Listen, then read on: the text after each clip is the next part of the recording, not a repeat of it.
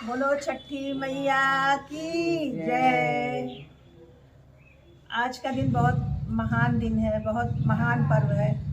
इस दिन सभी माताएं और बहनें जो हैं अपने पुत्र की दीर्घायु के लिए, संतान प्राप्ति के लिए ये व्रत रहती हैं। और बहनों, मुख्य व्रत ये जो है भगवान बलदाऊ जी का जन्मदिन भी आज है। इसी के उपलक्ष्य में ये व्रत भी मनाया जाता है और उनका मुख्य शस्त्र जो है वो हल है। इसीलिए इस षष्ठी का नाम हलशच रखा गया है। इसकी एक कहानी है जो संतान प्राप्ति के लिए और उसकी दीर्घायु के लिए है। सुनिएगा। एक सास थी और एक ननद और भाभी थी। ननद और भाभी में बहुत पटती थी। तो एक दिन ननद और भाभी ने सोचा कि चलो खेत में कुछ घास वास उगाई है, दोनों लोग चल के साफ कर आते हैं। तो भाभी ने कुदाल ली और वो एक डलिया ली, निकल पड़ी दोनों नंद भौजाई। और भाभी अपनी नंद को बहुत चाहती थी, इकलौती नंद थी। तो लेके निकली और भाभी ने कहा नंद से कि तुम यहीं बैठो, हम जाके खेत में घास साफ करके आते हैं। नंद वहीं बैठ गई और भाभी अपना लेकर के सामान चली गई खोदने खादने, अपना साफ करने। और नंद जो है अनजान थी, वहीं वो बैठ करके एक डंडी से मट्टी खोदने लगी। तो वहीं पास में एक सांप की बांबी भी थी। उसने ध्यान नहीं दिया और अनजाने में सांप के 6 अंडों को फोड़ दिया। जब अंडे फूट गए तो नागिन बहुत गुस्सा हुई और उसको काटने के लिए दौड़ी कि तुमने तो मेरा वंश ही पूरा खराब कर दिया। अब वो नंद भागी भागी दौड़ी दौड़ी गई। जब भाभी ने देखा कि पीछे नागिन चली आ रही काटने के लिए, तो नंद को पीछे करके अपना आगे आई और हाथ जोड़ करके खड़ी हुई कि बहन क्षमा कर दीजिए, अनजान बच्चा है, जो कुछ भूल हुई उसकी सज़ा आप मुझे दे दीजिए, जो भी सज़ा देना चाहें। तो नागिन को दया आ गई।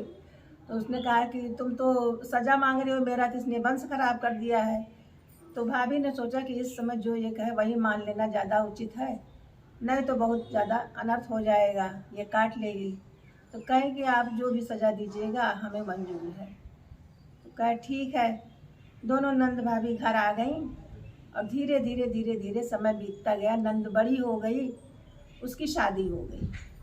शादी हो के जब गई वो, तो वो गर्भवती हुई कुछ दिनों के बाद।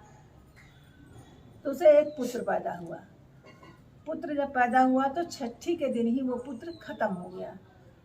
अब उसके घर में हाहाकार मच गया, बहुत सब दुखी हुए। उसका अंतिम संस्कार किया गया। फिर धीरे धीरे समय बीता। इस तरह से उसके 5 पुत्र खत्म हो गए। तो छठे पुत्र की जब उसने छठी बार जब गर्भ धारण किया, तो उसकी सास उसे बहुत अपमानित करने लगी कि तू डायन है, कुलभक्षिण है, सबको खा गई, और यह कह के घर से निकाल दिया। अब जो है वो लड़की रोते रोते अपनी माँ के घर आई। माँ ने पूछा कि बेटा इस समय तुम इस हालत में यहाँ कहाँ कैसे? उसने सारी कथा कह सुनाई। उसके बाद जो है उसकी माँ ने कहा कि बेटा तुम यहीं रहो, सुखपूर्वक रहो, भगवान सब ठीक करेंगे, छठी मैया सब कुछ ठीक कर देंगी। तो छठी का दिन आया तो उसकी माँ ने क्या किया, 6 गगरी को दाने से भर के, किसी में महुआ, किसी में गेहूँ, किसी में जोंधरी, 6 दाने और एक में महुआ भर के, और गई मैदान में गाड़ के आई, रखी आई, खीर भी रखी आई। अब रात में नागिन आई। उसने सबसे पहले महुए में जब मुँह डाला तो उसको बहुत अच्छा लगा। महुआ खाई, खीर खाई तो बहुत प्रसन्न हुई।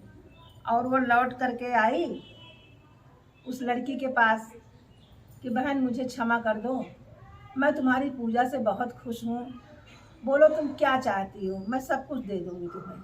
तो वो लड़की हाथ जोड़ के खड़ी हुई कि हे नागिन देवी देवता, अगर आप हमारे ऊपर खुश हैं, प्रसन्न हैं, तो हमारी जो खोई हुई संतानें हैं उन्हें मुझे फिर से लौटा दीजिए।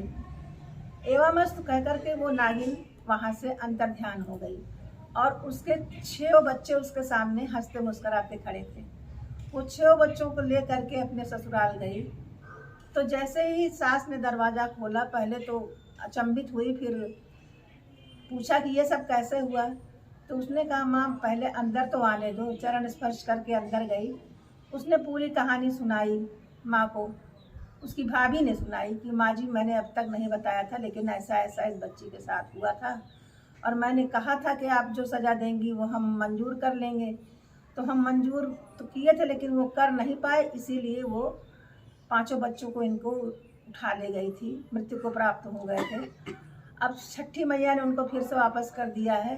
जैसे छठी मैया ने उनका सब दिन वापस किया, उनके बच्चों को वापस किया, छठी मैया सबके बाल बच्चों को ऐसे दीर्घायु प्रदान करें, सद्बुद्धि प्रदान करें, और उनके घर में अन्न धन लक्ष्मी का सदैव वास बना रहे।